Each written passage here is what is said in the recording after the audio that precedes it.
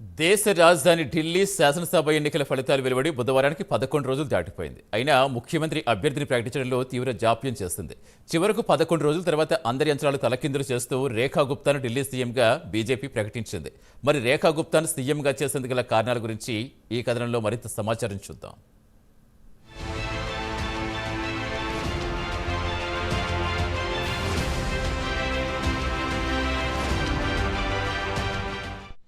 దేశ రాజధాని ఢిల్లీ శాసనసభ ఎన్నికలను భారతీయ జనతా పార్టీ ఈసారి చాలా సీరియస్గా తీసుకుంది. ప్రధానమంత్రి నుంచి అమిత్ షా వరకు, మంత్రుల నుంచి బీజేపీ పాలిత ముఖ్యమంత్రుల వరకు ఢిల్లీలో పెద్ద ఎత్తున ప్రచారం చేసి దశాబ్దం పాటు ప్రభుత్వాన్ని నడిపిన ఆమ్ ఆద్మీ పార్టీని మట్టి కనిపించింది. ఆమ్ ఆద్మీ పార్టీ ఓడిపోవడానికి ప్రధాన కారణం అరవింద్ కేజ్రీవాల్ స్వయం కృతాపరాధమే.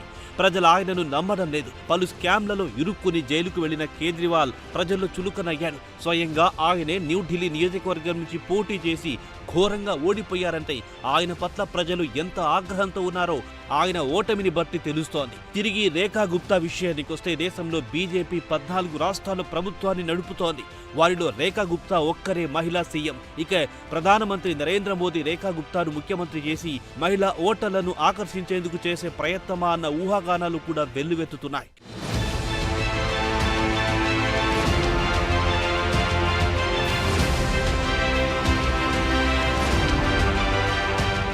ఇక 50 ఏళ్ల రేఖా గుప్తా విషయానికొస్తే ఢిల్లీ సీనియర్ నాయకులు, ఢిల్లీ యూనిట్ కు చెందిన కీలక నేతలు, ఉదాహరణకు పర్వేష్ వర్మ, ఆశీష్ సూద్, వీరేంద్ర సచదేవా, విజేంద్ర గుప్తా, సతీష్ ఉపాధ్యాయాలను వెనక్కినెత్తి ముఖ్యమంత్రి పీఠం అధిష్ఠించారు.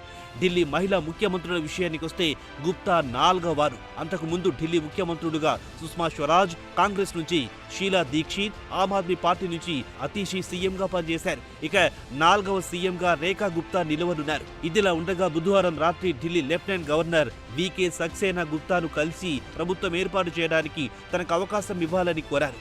ఇటీవల ముగిసిన శాసనసభ ఎన్నికల్లో మెజార్టీ సీట్లు సాధించామని ఎల్జీకి వివరించారు. దానికి ఆయన అంగీకరించి ప్రభుత్వం ఏర్పాటు చేయడానికి అనుమతించారు.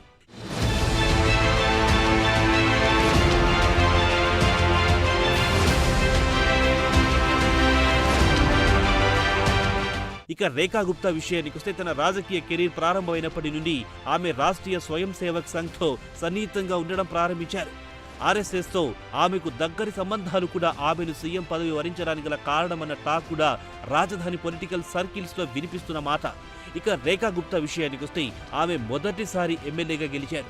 అంతకు ముందు ఆమె 2015లో, ఆ తర్వాత 2020లో ఢిల్లీలోని షాలిమార్ బాగ్ నియోజకవర్గం నుంచి పోటీ చేసి 2 సార్లు ఓడిపోయారు. అయితే ఈ నెల 5న జరిగిన ఎన్నికల్లో ఆప్ అభ్యర్థి బందానా కుమారిని 29,500 ఓట్లతో ఓడించారు. అయితే అంతకు ముందు 2023లో ఢిల్లీ మేయర్ ఎన్నికల్లో ఆమె ఆప్కు చెందిన షెల్లీ ఒబేరాయ్ చేతిలో ఓడిపోయారు. కాగా మొదటిసారి ఎమ్మెల్యేగా గెలిచిన రేఖా గుప్తాను ముఖ్యమంత్రి పదవి వరించడం విశేషం.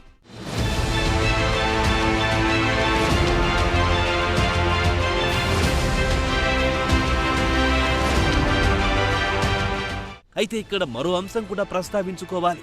ప్రధాని మోదీ నుంచి సీనియర్ నాయకుల వరకు గ్రౌండ్ లెవెల్లో పార్టీ కోసం కష్టపడి పనిచేసిన వారికి తప్పకుండా ఉన్నత పదవి ఇస్తామని తరచూ చెబుతుంటారు. ఆ కోణంలో చూసినా రేఖాకు సీఎం పదవి వరించిందని చెప్పుకోవచ్చు. కాగా సీఎం పదవి వరించడానికి పాలనాపరమైన అనుభవాన్ని పెద్దగా పట్టించుకోవడం లేదు. దీనికి ఉదాహరణ చెప్పుకోవాలంటే రాజస్థాన్, ఛత్తీస్గఢ్, మధ్యప్రదేశ్, తాజాగా ఒడిషా ముఖ్యమంత్రులని చెప్పుకోవచ్చు. ఇక సీఎం పదవి దక్కించుకున్న తర్వాత ఆమె తన సోషల్ మీడియా ఖాతాలో స్పందించారు. నిజాయితీగా, నిబద్ధతతో, పూర్తి అంకిత భావంతో ఢిల్లీలోని ప్రతి పౌరుడి సంక్షేమం కోసం పనిచేస్తారని హామీ ఇచ్చారు. తనకు అంది వచ్చిన ఈ అవకాశాన్ని చక్కగా వినియోగించుకుంటారని, ఢిల్లీని సరికొత్త శిఖరాలకు తీసుకెళ్తారని ఆమె హిందీలో పోస్టు పెట్టారు. ఇదిలా ఉండగా బీజేపీ ఢిల్లీ లెజిస్లేచర్ పార్టీ బుధవారం సాయంత్రం ముఖ్యమంత్రి అభ్యర్థి ఎంపిక కోసం సమావేశమయ్యింది.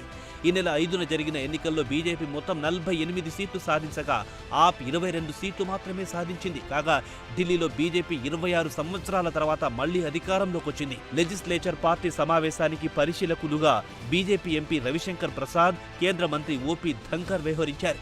ఇక రేఖా గుప్తా ముందున్న అసలు సవాళ్ల విషయానికొస్తే ఎన్నికల ముందు బీజేపీ భారీ సంక్షేమ పథకాలతో పాటు పెద్ద హామీలు గుప్పించింది. వారిలో ప్రధానంగా ఢిల్లీలో పేద మహిళలకు నెలకు 2,500 అలవెన్స్ ఇస్తామని, అలాగే ఢిల్లీలో ఆయుష్మాన్ భారతి మెడికల్ ఇన్సూరెన్స్ అమలు చేస్తామని ప్రకటించింది. అలాగే రోడ్లు, ఇతర మౌలిక వసతులతో పాటు యమునా నది ప్రక్షాళన చేయడంతో పాటు ఢిల్లీలో కాలుష్యాన్ని అదుపులో తేవడం లాంటివి ఉన్నాయి. సీఎం పదవికి అధికారికంగా ఎంపికైన తర్వాత ఆమె మాట్లాడుతూ ఎన్నికల ప్రచారంలో ఇచ్చిన హామీలను దశల వారీగా అమలు చేస్తామన్నారు. ఇక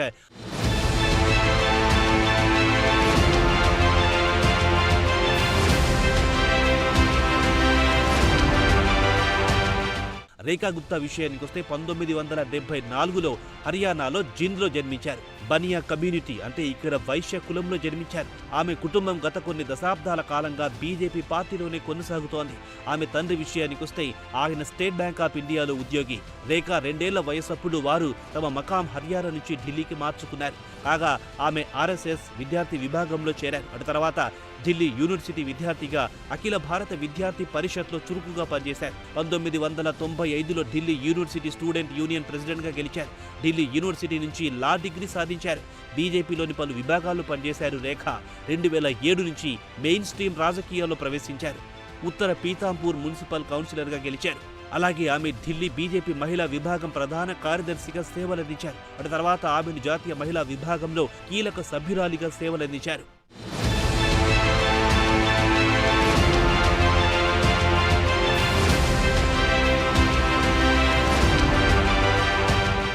ఇదిలా ఉండగా ఆమె 2012లో దక్షిణ ఢిల్లీ మున్సిపల్ కార్పొరేషన్ మేయర్గా కూడా సేవలందించారు. మొత్తానికి ఢిల్లీ సీఎం పదవిపై ఎంతో ఆశ పెట్టుకున్న జైంట్ కిల్లర్ కేజ్రీవాల్ను ఓడించి పర్వేజ్ వర్మ మాత్రం తీవ్ర నిరాశకు లోనయ్యారన్న టాక్ వినిపిస్తోంది. మొత్తానికి బీజేపీలో ఇలాంటివి సర్వసాధారణమే. సబ్ కుచ్ చల్తా హై అని సరిపెట్టుకోవాల్సిందే.